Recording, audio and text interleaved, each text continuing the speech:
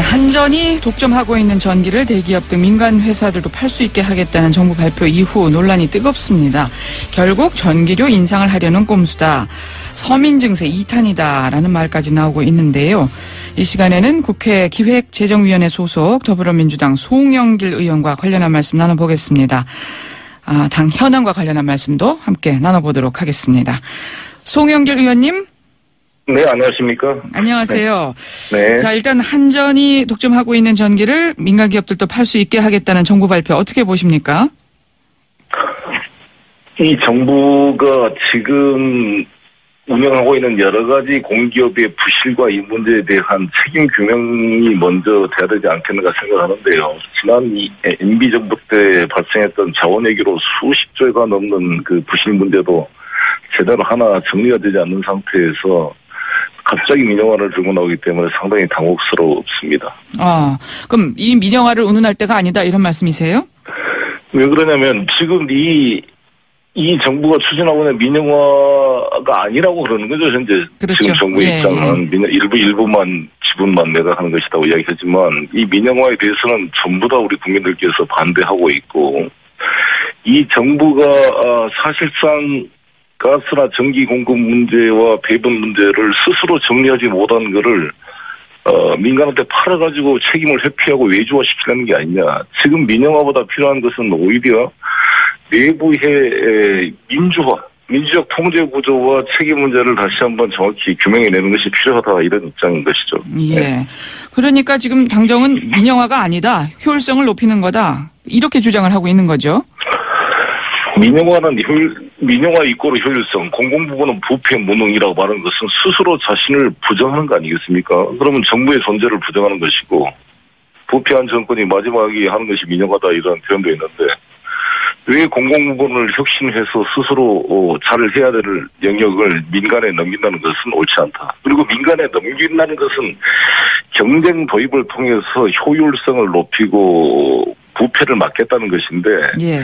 전력이나 가스나 이런 공항 같은 경우는 구조적으로 민영화하는데 한계가 있습니다. 공급의 탄력성과 수요의 탄력성이 다 제한되어 있는 영역 아닙니까? 예. 가스 전기를 대체할 수 있는 우리 서민들이 무슨 이 수요 탄력성을 높일 수 있는 방안도 대단히 제한되어 있고 공급 분야도 마찬가지고 현재는 이제 설비 같은 거대한 원자력 설비 투자는 일반 한전이 담당하고 판매 소매 부분만 넘기겠다는 건데 그럼 판매 소매 부분에 대한 이익을 다 민간한테 넘겨버리면 이 엄청난 전력 설비 유지 관리 비용을 누가 어떻게 담보하겠습니까? 다 우리 세금으로 담보해야 되는 것인데. 네.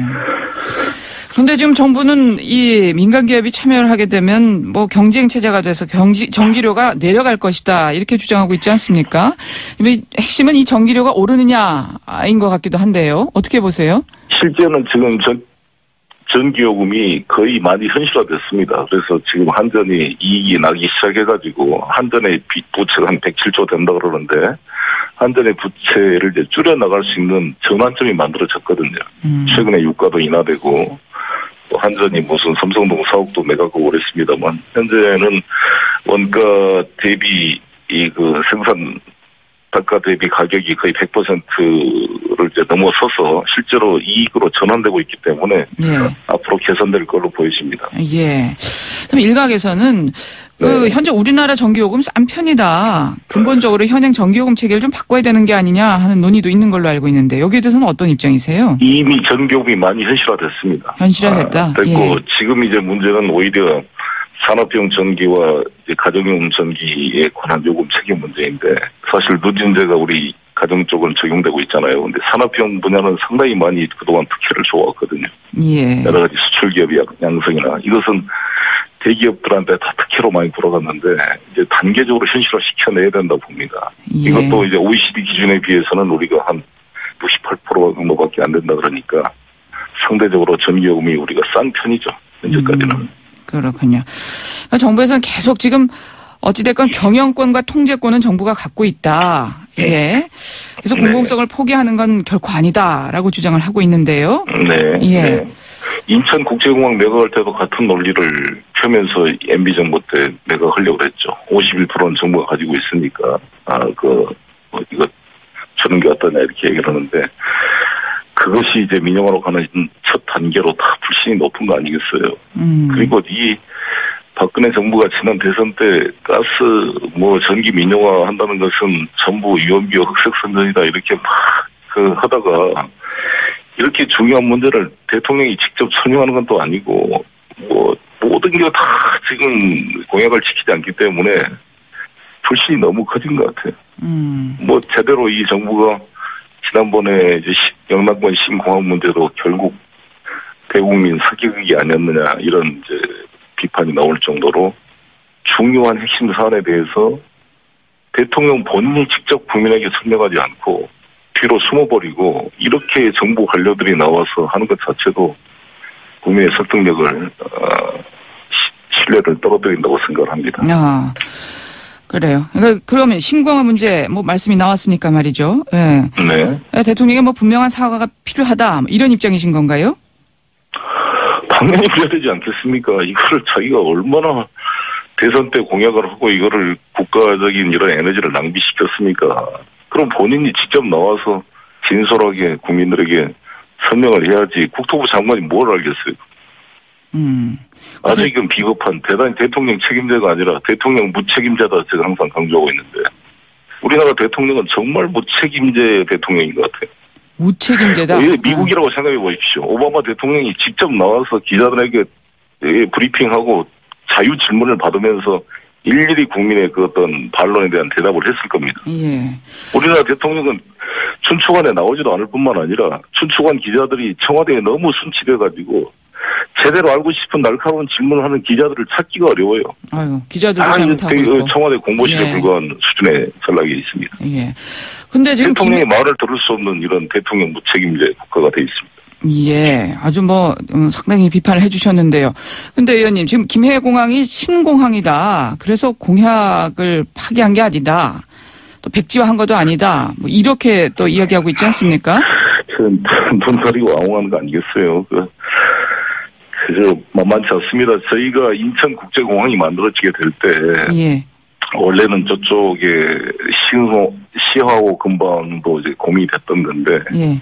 핵심 인천공항으로 배치된 이유는 인천 쪽에 정치적인 항의가 있어서가 그런 게 아니고, 앞으로 초고속 그런 여객기 같은 것들이 등장할 텐데, 소음공의 피해를 감당할 수가 없다. 시내 쪽으로 하게 되면, 예. 그래서 바다 쪽으로 가야 된다는 게 컸고요. 그리고 거기 진입 도로를 건설하는데 한강 강변도로를 하게 되면은 토지 보상비가 줄어서 코스트가 낮아지고 특히 이제 인천 용유 영종 지역에 그 수심이 낮아가지고 또 썰물 밀물체가 한 9m가 되기 때문에 썰물 때는 이렇게 매립하기가 아주 편하고 안반이 있어가지고 이 공항 활주로 건설 비용이 엄청 쌌습니다. 간사이 공항에 비해서. 예. 좀 짧게 좀 정리해 주시죠. 예. 알겠습니다. 근데요, 지금 걱정이 되는 게, 이게 또 내년 대선 과정에서 다시 공약으로 나오는 게 아닌가 하는 점이거든요. 네. 더 문제에서는 결코 들고 나오지 않겠다. 이런 약속이라도 좀 하시면 어떨까요? 저희가 다시 좀 검토를 다 해봐야 되지 않겠어요? 수요, 아무튼 다시 한번 준비가 필요하다고 봅니다. 김해 공항을 확대하는 것의 과연 소음 피해라든지 위험성 문제가 다 해결될 수 있는 것인지 좀 더 면밀한 검토를 해볼 생각입니다. 예. 자, 8월 27일이죠. 8월 27일. 네. 예. 전당대회가 있는데요. 얼마 전에 또 광주도 다녀오시지 않았습니까? 엊그젠가요? 네, 그렇습니다. 호남 민심 좀 돌아오는 것 같습니까? 하루아침에 오겠습니까만 저희가 성실하게 노력을 하고 또 국민의당과 선의 경쟁을 하고 또 협력을 협력해서 정권교체의 희망을 보여주는 것이 호남 민심을 이렇게 가져오는 핵심 키라고 생각합니다. 문재인 전 대표도 저를 찍어줄 것 같다 이런 말씀을 하셨던데요.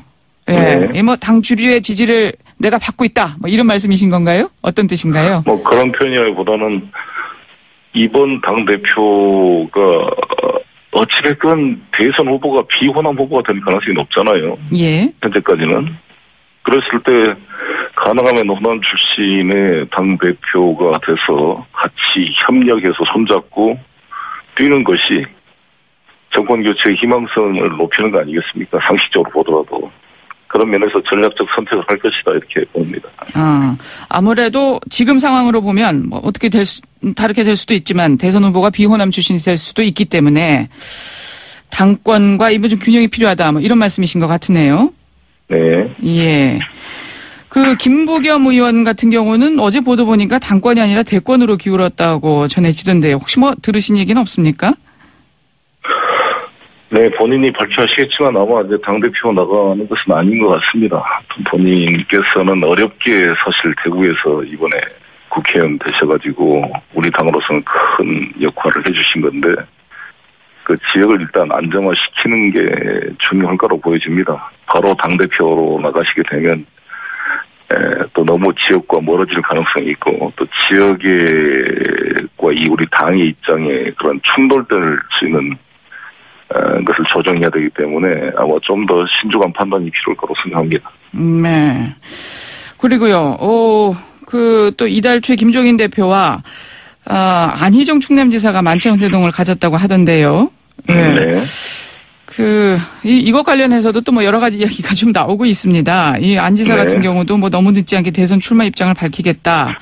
네. 뭐 이런 얘기 나오는데 안 지사의 대선 출마에 대해서는 어떻게 생각하세요?